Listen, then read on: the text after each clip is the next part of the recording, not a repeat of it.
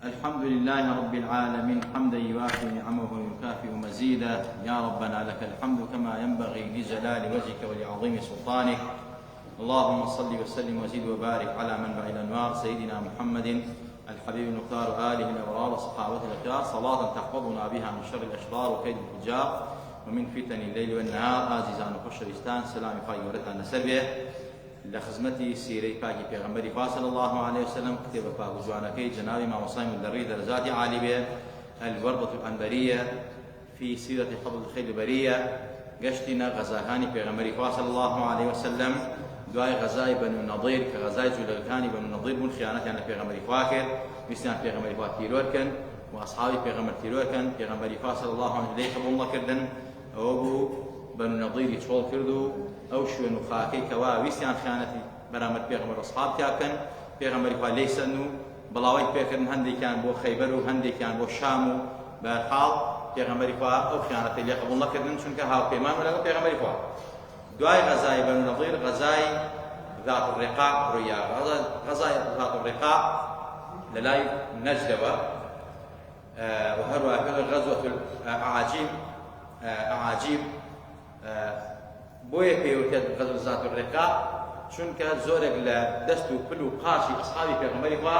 بریندار و شەقشەق بوو بەهۆی ئەوە ماندووبوون و ناڕەحەتیان تا گەشتن بە نەجد. هۆکارەکەی ئەم غەزا چی بوو؟ هۆکارەکەی ئەوە بوو هۆزی بەنی ثەعلەب و غەطەفان ویستیان پەلاماری پێغەمبەری خوا ئەسحابی پێغەمبەری خوا بن.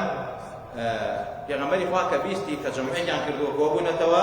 کە پەلاماری پێغەمبەر و مەدینە و ئەسحاب بن. پێغەمبەری خوا لێ قبوڵنەکردن بەخۆی و تەقریبی 400 تا 500 ئەسحابی پێغەمبەری خوا بە ئامادەگەری و ئامادەچەک و ئەسلاحەوە بەرەو لای نەجدەوە ڕۆشتن بۆ غەزای ذات الرقاع یا غەزوة الأعاجیب کە پێغەمبەری خوا صلی الله عليه وسلم بە پلانەکەیانی زانی. زۆرێک لە ئەسحابی پێغەمبەری خوا لەم غەزا قاچ و پل و دەست و ئەمانەیان شەقشەق بوو بریندار بوو خوێناوی بوو. پێغەمبەری خوا صلی الله عليه وسلم کە گەشتە لایەن ڕۆژێکی پێچوو گەشتە لایەن ئەو هۆزانە کە ویستیان پەلاماری پێغەمبەر و ئەسحابی پێغەمبەری خوا بڵاویان کرد ترسان لە پێغەمبەری خوا ئەسحابی پێغەمبەری خوا صلی الله عليه وسلم. کاتێک پێغەمبەری خوا گەڕانەوە لە ڕێگا هەندێک لە کافرەکانی گرت بە ئەسیری خۆیان و ماڵ و ناڵ و ئەشیا و هەموو شتێکیان بەرەو مەدینەی پێغەمبەری خوا هێنایەوە. لەو کاتا پێغەمبەری خوا صلی الله عليه وسلم کە ئەگەڕانەوە شەو هاو بەسەریانە پێغەمبەری خوا صلی الله عليه وسلم فەرمی ئەم شەو کێ عەرەسیمان ئەگرێت؟ عماری کوڕی یاسری مهاجر و هەروەها لەگەڵ ئەسحابەدا بە ناوی عوبادی کوڕی بشری ئەنساری ئەم دوو ئەسحابەتیان یا ڕەسوڵ ئێمە فیداکاری تۆی نەکردوین ئەی پێغەمبەری خوا. پێغەمبەری خوا فەرمی زۆر باشە ئێوە ئەم شەو حەرەسات ئێمە بگرن بۆ ئەوەی کەوا کافر نەدا بەسەرمان. جا حتا پێغەمبەری خوا صلی الله عليه وسلم لەو غەزا بوو سەڵات الخەوفی کرد. صلاة الخوف كالقرآن وارد بوا چند آياتك لسه وارد بوا وچند حديثك في غمالي بوا بعملي وفي بقولي كردوتي صلاة الخوف لو نيوجي ترس لو غزاكرا في غمالي بوا صلى الله عليه وسلم فمي شو كيه حرسية ما يقدر من خوا هو نداء في غمال بارجة والله يعصمكم من الناس بلام في غمالي بوا أسباب شيء لذا بل أسباب عالي إخوة حضرتي زوجنا فرمى فأتبع سببا يعني دعاء قوي سبب أخذ بأسباب كتو نخوش كتو يقول بلاي دكتور مثلا كارو كافيو كي او سامو سنتو اشيان اتواني رزق روزي فياكي دو بشيد شو انسان فاني كدو بعادت كتو داني شي لما الله بود بنيري يعني اسباب زور جرينجا عالم اسباب مسوي حقيقة فرورجار اسباب عادي معناه هو كان هنا اخوي تبارك وتعالى خوي اسباب كان رجال وهر خوي ريخريش تكان يا غمري صلى الله عليه وسلم فمن شوف كي على سيمان اجري وكأسم كن خوا في غمرة باريزة بلام أسبابي قدبان بوي كوا أصحاب فيرمن ومتقين فيرمن هميشه ودائم حصل إخوان في القرآن في أفرمن خذوا حذركم وتاموا بارز أجاتنا بطن أو شوا حضرت عمار وحضرت عبادي كل بشري أنصاري حرس بيغمر وأصحاب بيغمر فاهم لو شايت إلا كافركاني غطفان وهروها بني ثعلب واحد عندها بوتان أروين أبي أصحابي بيغمر فاهم شهيد كان بريدان كان لنام برين حضرت عمار فرمي تولى سرتا وحرسات أجري يامن حضرت عباد فرمي تولى سرتا وبيقدر دعاء من يشني وشوت حرسات أجري حضرت عمار كل ياسين مهاجر لأول وقتي دواتر مەسەلەی حەزەتی عوبادی کوڕی بشت ئەنساری لە شەوە هەڵستا لە شەوانی وە شەو پەلامانیان ئەم خەریکی نوێژ بوو لەو کات تەمەحەرەسە خەریکی نوێژ بوو تیرێکیان پێوەنا بەڵام نوێژەکەی نەبڕی لە نوێژگا سوڵەتی کەفێکرن اینجا لە پاشان تیرێکیان پێوەنا تا تیری سێمیان پێوەنا دەستی نەبەر بۆ عەمار هەڵیسیانێ بڵێ عەمار فریاکەوە کوشتمیان تیری سێمیان پێنا عەماری خەبەر کردو عەمار ئەزان سێ تیر بە عوبادی ئاوەڵی پێغەمبەری خوا عەلەیهی سەلام فەرمووی بۆ زوو خەبەرت نەکەم بە فەرمووی سوڵەی کەف مەخوێن ویستم نوێژەکە تەواو لەگەڵ سوڵەتەکە ئەوسا بەڕاستی پەلاماری دوژمن بە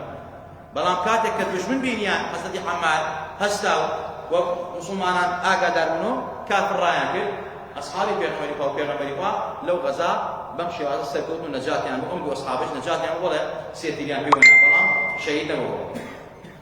جا ئازیزانە خۆشەویستان گرنگ ئەوەیە ئەم ئەسحابەی پێغەمبەری خوا حەرەسی پێغەمبەری خوا بوو بەڵام لەگەڵ ئەوەشا نوێژیە کرد سوڵەی کەهفی بەڕاستی نوێژەکەی نەبڕی سوڵەی کەهفی تا خوێن يعني أما أصحابي في غمري خواه صلى الله عليه وسلم يا مش سيرك إلا نوجه فلمانا نتسمع هذا فلمانا لما زجوت من ذا فلمانا أصحابي في غمري خواه كإيمانك شهوديان هبوا بتما يبهجون بما عندنا حفت الجنة بالمكاره وحفت النار بالشهوات في غمري خواه آخر أفرميت بهجت بدركودال شو هردوري جيرا بشهوات وآرزو براسي نار حتى باش بلام آخر جهنم بآرزو بشهوات شو هردوري جيرا سيركي هرچی لذاتی دنیاە کە حرامە ئینسان بەرەو جەهەنەمە بەڵام سیرەکەی بەهەشت بە ناڕەحەتی دەسەکەوێت بۆیە پێغەمبەری فەرمووی چواردەوری بەهەشت دەرکوتاڵە چواردەوری بەهەشت شەقامێکی خۆشە چواردەوری ئاگەر هەمووی شەهەوات و ئارەزووە حرام و تاوانە ئینسان بەرەو جەهەنەمە لەم غەزاش پێغەمبەری خوا صلی الله عليه وسلم گەڕاوە بە سەرکەوتووی و کافری بڵاوە پێکرد خوا وەحدی داوە پێغەمبەر سەرخا ومتەکەی سەرخا بەڵام کاتێکەوە ئەهلی ئیمانی ڕاستەقی نەبن جیهادی ڕاستەقینە نەک درۆ دەلەسا ئەمڕۆ کە بەناو دینەوە ئەکرێت خەڵک سەرەبڕێ خەڵک وژرێت ئەمانە ئەمە زۆرێکی بەناو دینەوەی ئیسلامیش داخەڵ دەستکیسەی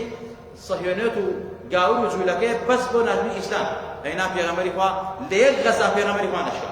لە غەزای ئوحودا کە ئاماژەمان پێکرد ئەمری پێغەمبەریان شکاند بۆیە خوا شکاندنی بەڕاستی بۆیە خوا مەسئولەتی نابخێن ئەینا لە یەک غەزا پێغەمبەری خوا و ئەسحابی پێغەمبەری خوا نەشکاون جازان للرجال بيغمري فاصل متقرانا وبعض الجابر فرمو أي جابر أو اشتريتوه كمسابقة لقوا اشتركي مناكا ولا بعض قرى يبيو بينالي بكرم فرمي آل قرى ناكا ملام بهادي بيردم بيغمري فاصل مناخي بيام فروشة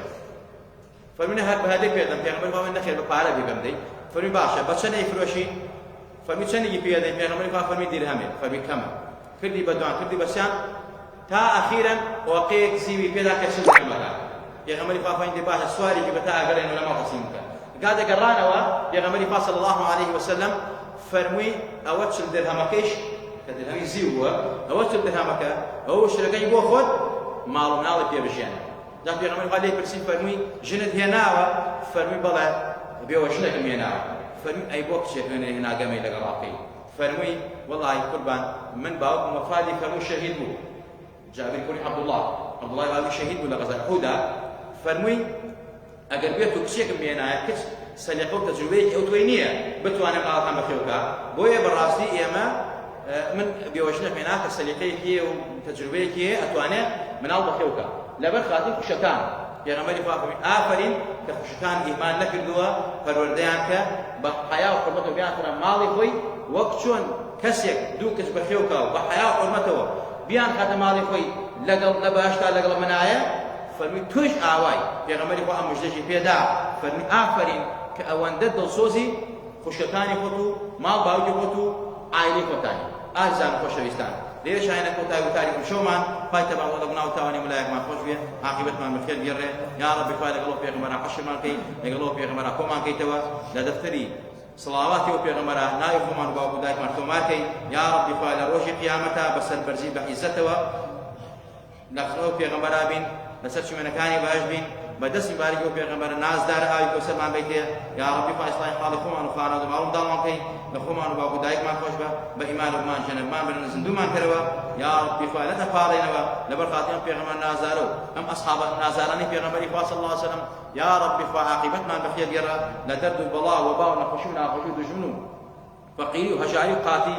خۆمان و وڵاتمان پارێزاوکە یا ڕەبی خوایە خۆمان وڵاتمان پارێزاوکە خوایە خۆمان وڵاتمان پارێزاوکە یا ڕەبی خوای دادی گەنجانمان بی عاقبەت پیرەکانمان بەخێر گێڕی یا ڕەبی خوای مجلیسمان مبارەکەی دڵمان منەوەرکەی یا ڕەبی خوای یان ئیمانت لێداوەکەین حوسنی خاتیمە لێداوەکەین استیقامان پێبەخشە خوای تووشی سوئی خاتیمەمان نەکەی لە سوئی خاتیمە و عاقبەت شەڕی پارێزداومان کە آمین آمین أقول قولي هذا وأستغفر الله لي ولكم ولسائر المسلمين والسلام عليكم ورحمة الله وبركاته.